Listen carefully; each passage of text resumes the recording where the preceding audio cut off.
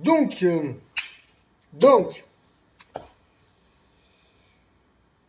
dans une vidéo précédente, on a vu ce que c'était une dénomination. On a vu que les dénominations, un nom parmi les nations, c'était un aspect de Babylone.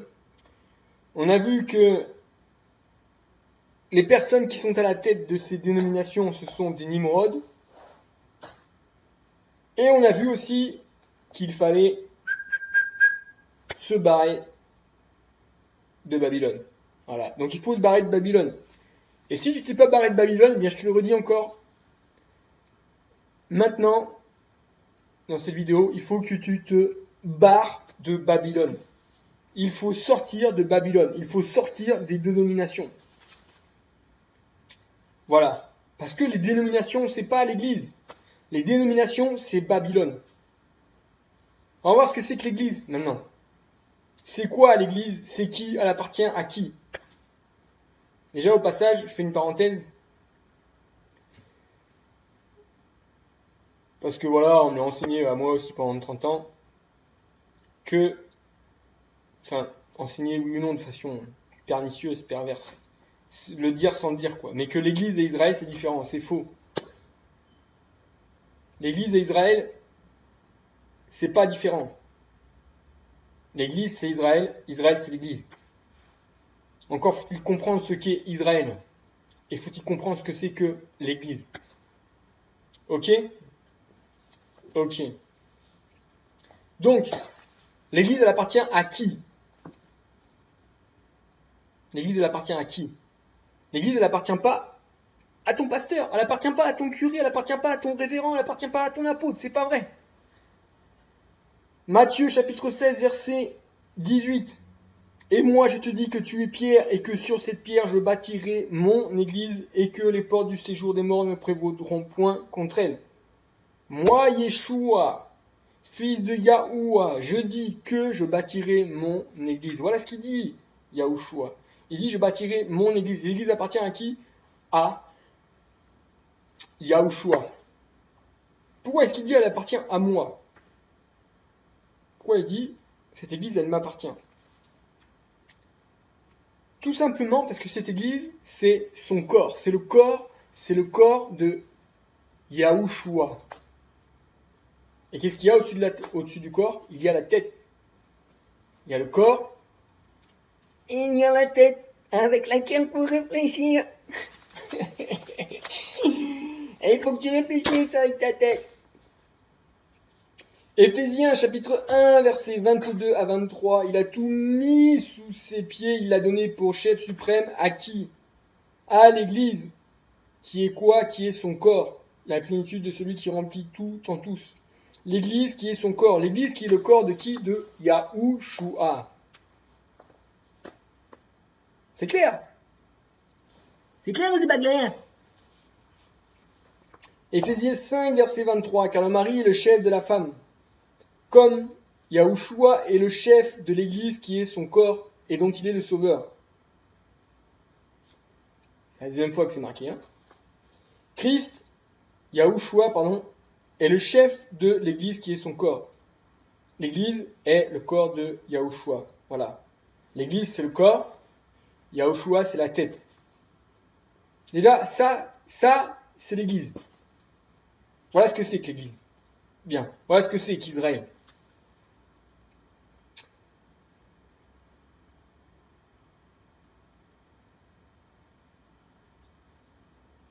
L'église, c'est le corps physique. C'est le corps physique de Yahushua. C'est le quoi. Maintenant, on va voir le qui.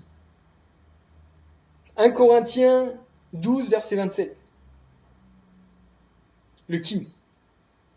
Le qui.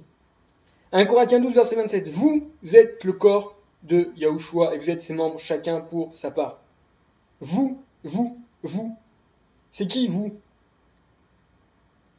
Vous, ce sont des personnes. Vous êtes le corps de Yahushua. 1 Pierre, chapitre 2,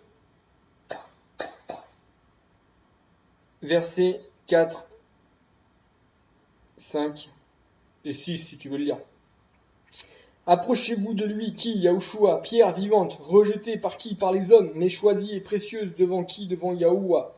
Et vous-même, l'Église, comme des pierres vivantes, édifiez-vous pour former une maison spirituelle, un saint sacerdoce, afin d'ouvrir des victimes spirituelles agréables à Yahuwah par Yahushua. Amen. Vous-même, l'Église, comme des pierres vivantes. Donc l'Église, c'est qui? Ce sont des pierres vivantes. Les pierres vivantes, c'est qui? Ce sont des hommes, des femmes, qui ont accepté Yahushua comme leur sauveur et comme leur maître, et qui marchent à sa suite, qui marchent comme il a marché. Eh ouais, qui marche comme il a marché. Encore faut-il savoir comment il a marché. Alors on essaiera de faire une petite vidéo pour savoir comment Yahushua marche. Et donc ensemble, ces pierres vivantes, au verset 5, édifiez-vous pour former une maison spirituelle. C'est ça le bâtiment. Le bâtiment, ce sont des pierres vivantes, ce sont des hommes, des femmes, qui marchent comme Yahushua marchait, qui ensemble, de par leur personne, forment une maison spirituelle.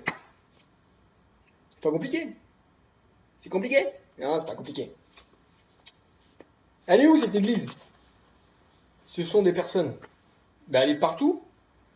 Partout où il y a des personnes qui s'efforcent, qui adhèrent à la parole.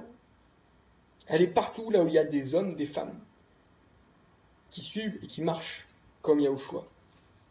Partout dans le monde. L'église de Corinthe, l'église de Jérusalem, l'église de Paris, l'église de Moscou, l'église de France, l'église de l'Afrique, l'église de l'Asie. Voilà. Acte 8, verset 1. Saul avait approuvé le meurtre d'Étienne. Il y eut ce jour-là une grande persécution contre qui? Contre l'église de Jérusalem. Yerushalayim. Ou Yerushalem, je sais plus. Ok? 1 Corinthiens, chapitre 1, verset 2. Paul, appelé à être apôtre de Yeshua Mashiach par la volonté de Yahuwah, et le frère Sostène, à l'église de Yahuwah qui est à Corinthe. L'église de qui? L'église de Yahuwah qui est où? Qui est à Corinthe. Eh ouais. Galates 1, versets 1 et 2. Paul, apôtre non de la part des hommes, ni par un homme, mais par Yeshua Hamashiach et Yahuwah le Père, qui l'a ressuscité des morts, et tous les frères qui sont avec moi aux églises de la Galatie. Eh oui. D'ailleurs, au passage, verset 1, c'est qui établit? C'est qui établit? C'est Yeshua Hamashiach et Yahuwah. En aucun cas, je peux me réclamer apôtre, en aucun cas, je peux me réclamer pasteur, en aucun cas, je peux me réclamer d'un titre, je mets entre guillemets, d'un titre qui est mentionné dans la parole. En aucun cas. C'est le Créateur. C'est son Fils.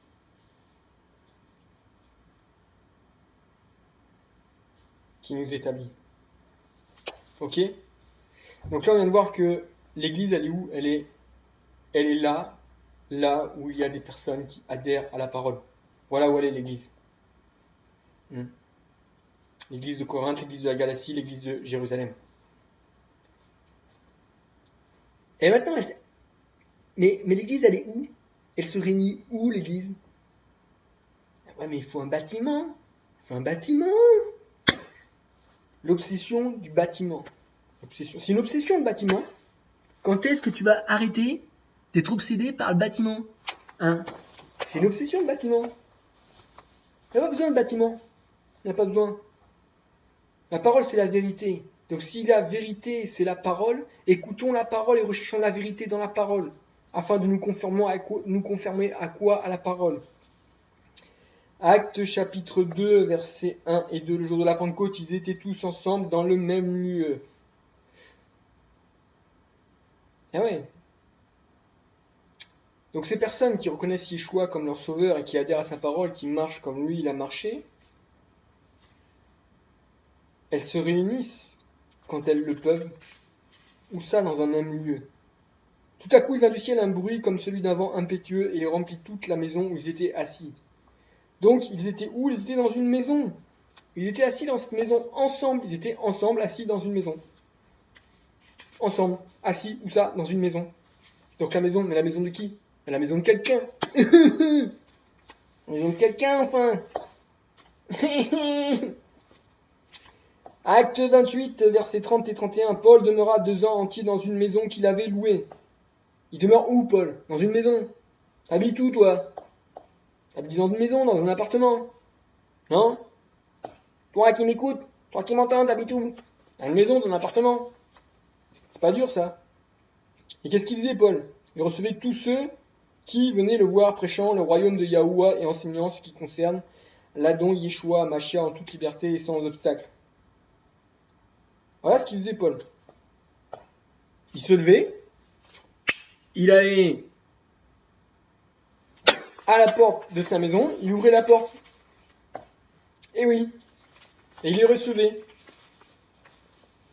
Alors ouais, c'est leur verser peut-être un petit apéro, des cacahuètes, un petit jus de fruits, des fruits, ce que tu veux, quoi. Je sais pas ce qu'il y avait à l'époque.